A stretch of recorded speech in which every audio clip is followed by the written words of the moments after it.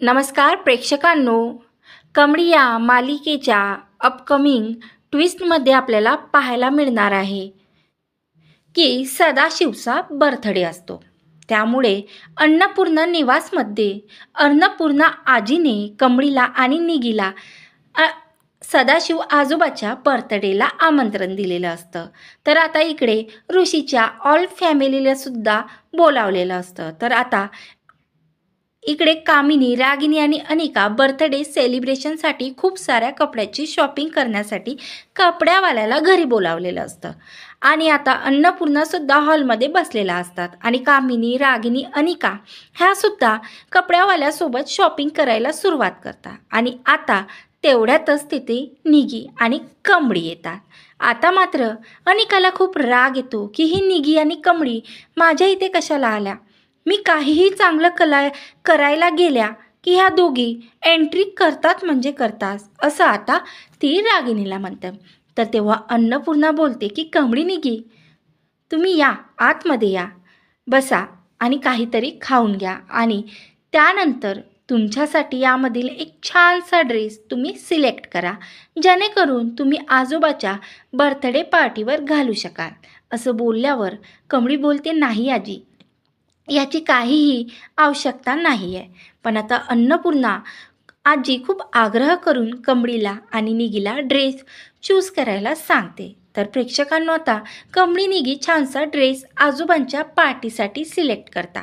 तर आता इकडे ऋषी, नयनतारासुद्धा, नयनताराची पूर्ण फॅमिली बर्थडे पार्टीत येणार असते. तर आता सदाशिवचा बर्थडेचा दिवस हा आलेला असतो. तर आता बर्थडेच्या दिवशी कमळी अनारकली सूट घालून एवढी छान तयार झालेली असते ना की अनिकाला तिला पाहून खूप जळजळाट सुटते. तर आता सदाशिवच्या बर्थडे पार्टीमध्ये नयनताराची पूर्ण फॅमिलीसुद्धा आलेली असते आणि ऋषीची नजर शोधत असते, ती म्हणजे कमळीला. आणि कमळी ही बलून लावून डेकोरेशन करत असते, ते म्हणजे आजोबाच्या पार्टीसाठी. तर आता प्रेक्षकांनो, अनिका याच बर्थडे पार्टीमध्ये असं काही कारस्थान करणार आहे जे ऐकून तुम्हीसुद्धा चकित होणार आहात. आणि प्रेक्षकांनो, आपण ज्या गोष्टीची खूप दिवसांपासून वाट बघत होतो ना, ती गोष्टसुद्धा आपल्याला या एपिसोडमध्ये म्हणजे अपकमिंग एपिसोडमध्ये आपल्याला पाहायला मिळणार आहे. तर ती गोष्ट कोणती, तर चला पाहूया. तर आता ऋषी हा कमळीला शोधत असतो. तर आता कमळी बलूनचं डेकोरेशन करत असते. तर आता ऋषी बलून फुगून देण्यास कमळीला मदत करतो आणि अनारकली सूटमध्ये ऋषी कमळीला पाहून तिच्या प्रेमातच पडतो आणि तिच्याकडे टक लावून पाहतो. तर कमळी बोलते, सर काय आहे, देत आहा ना बलून फुगून. तर आता ऋषी देत असते. तेवढ्यातच कमळी एका स्टूलवर उभी असते आणि कमळीचा पाय घसरून ऋषी तिला आपल्या मिठीमध्ये घेऊन वाचवते, म्हणजे पडण्यापासून वाचवते. तर आता प्रेक्षकांनो, आता आजोबाची बर्थडे पार्टी चालू झालेली असते. तर आता अनिका ही कमळीच्या ओढणीला आग लावते. तर आता कमळीची ओढणीही पेटलेली असते. कमळीला याबद्दल काहीही माहिती नसतं आणि कमळीसुद्धा माहिती नसते. पार्टी चालू असताना आता कमळीची ओढणीही पेटलेली असते. तर आता ऋषीला ती दिसते. तर ऋषी जोरातच ओरडते, कमळी, कमळी, आणि लगेच कमळीच्या अंगावरची ओढणी काढून विझवण्याचा प्रयत्न करतो. आता मात्र अनिकाला खूप राग आलेला असते. अनिका खूप चिडलेली असते आणि कामिनीसुद्धा खूप चिडलेली असते की हा ऋषी कमळीची पुन्हा पुन्हा का मदत करते. आणि असं अनिकाला केलेला प्लॅन फ्लॉप झालेला असतो. तर प्रेक्षकांना आता आपली ओढणी जळलेली पाहून मात्र कमळी ही बेशुद्ध पडते आणि ऋषी तिला पकडते. तर आता नयनताराला सुद्धा शॉक होते की ऋषी या मुलीची एवढी केअर का करत आहे, तिच्या मागे मागे सतत पार्टीमध्ये का फिरत आहे. नयनताराला काहीतरी लक्षात आलेलं असतं. तर आता मात्र राजन पाणी घेऊन येतो आणि कमळीच्या चेहऱ्यावरती शिंपडून तिला पुन्हा शुद्धीवर आणतो. तर प्रेक्षकांनो, ऋषीला इकडे पाहून नयनताराला पूर्ण डाऊट येतो की ऋषी हा कमळीच्या प्रेमात पडलेला आहे, कारण ऋषी पूर्ण पार्टीभर नुसतं कमळीच्या मागे मागे फिरताना नयनताराला दिसलेला असतो. तर आता नयनतारा विचार करते की ऋषीचं लग्न मला लवकरात लवकर लावून द्यायचं, कारण मला ऋषीला आपल्या स्टेटसची मुलगी शोधायची आहे, असं आता नयनतारा मनातल्या मनात विचार करते. तर प्रेक्षकांनो, हीच पार्टी चालू असताना राजनला मात्र सरूची आणि तिच्या मुलीची खूप आठवण येते. म्हणून तो थोडासा नाराज झालेला असतो.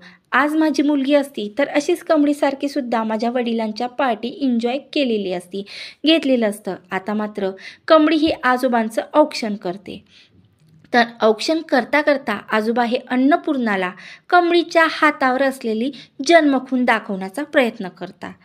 पहिले तर अन्नपूर्णा आजीच्या काही लक्षातच येत नाही आणि नंतर मात्र आजोबा नेहमी हात हात कमळीचा काहीतरी करतात. म्हणून अन्नपूर्णा आजी औक्षण करत असताना कमळीच्या हाताला मन लावून बघते. तर अन्नपूर्णाचं पूर्ण लक्षात आलेलं असतं की पण अन्नपूर्णा लगेच काही न बोलता कमळीच्या आईचा फोटो अन्नपूर्णाला दाखवण्यास कमळीला सांगते. तर प्रेक्षकांनो, आता दुसऱ्या दिवशी कमळी ही कमळीच्या आईचा फोटो घेऊन अन्नपूर्णा निवासमध्ये येते आणि अन्नपूर्णा आजीला आणि राजनला तो फोटो दाखवते. तर आता राजन बोलतो, हे तर गौरी आहे. त्यावर आता कमळी बोलते, नाही काका, ही माझी आई सरू आहे. तेव्हा आता राजनच्या लक्षात येते की ही कमळीची आई गौरी म्हणजे माझी गौरी आहे. म्हणजेच हे नाव बदलून सरू नाव करून सिद्धटेकला राहते. तर मी एवढा दिवस झाले सिद्धटेकला जाऊनसुद्धा आमची भेट झालेली नाही. आता मात्र राजन खूप दुःखी होतो. तर आता थोडा खुश पण झालेला असतो की कमळी ही राजनला मिळालेली असते. आता प्रेक्षकांनो, राजनची आणि कमळीची भेट झालेली आहे. राजनला कमळी ही आपली मुलगी आहे हे सत्य समजलेलं आहे आणि अन्नपूर्णाला सुद्धा हे सत्य समजलेलं आहे की कमळी हीच आपली मोठी नात आहे. प्रेक्षकांनो, आता कमळीला सुद्धा अन्नपूर्णाने तिच्या हातावरच्या जन्मखुणेचं सत्य सांगितलेलं आहे की माझ्या सासूच्या हातावरचे आणि तुझ्या हातावरची सेम जन्मखून आहे आणि हेच सत्य आहे. आता मात्र कमळीला काही कळत नाही की अन्नपूर्णा आजी आणि राजन सर काय बोलताय. निगी मात्र मधातच बोलते की राजन सर, तुम्ही कमळीचे वडील आहात. आम्हाला तर सरू काकींनी कधीच हे सत्य सांगितलेलं नाही. म्हणजे कमळीच्या वडिलाबद्दल कधीच आमच्याशी सरू काकी कधीही चुकूनसुद्धा बोललेली नाही. तर कमळीचे वडील हे तुम्ही आहात. म्हणून त्यावर आता कमळी खूप विचारात पडलेली असते की आता नक्की राजन सरांना काय बोलावं. पण कमळी खूप हॅप्पीसुद्धा झालेली असते प्रेक्षकांनो की तिला तिचे वडील मिळालेले आहे.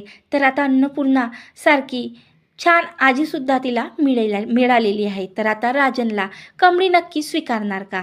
पण या एपिसोडमध्ये कमळी खुश झालेली आहे की तिला राजन आपले वडील म्हणून मिळालेले आहेत. तर आता नक्की कमळी काय निर्णय घेणार आहे आणि सरूसुद्धा काय निर्णय घेणार आहे हे आपण नेक्स्ट एपिसोडमध्ये आपल्याला पाहायला लवकरच मिळणार आहे. त्यासाठी तुम्ही माझ्या चॅनलवरती नवीन असाल तर नक्की सबस्क्राईब करा आणि तुम्हाला माझ्या चॅनलवरती एक दिवस समोरचा एपिसोड पाहायला मिळेल. त्यासाठी नक्की चॅनलला सबस्क्राईब करा. धन्यवाद.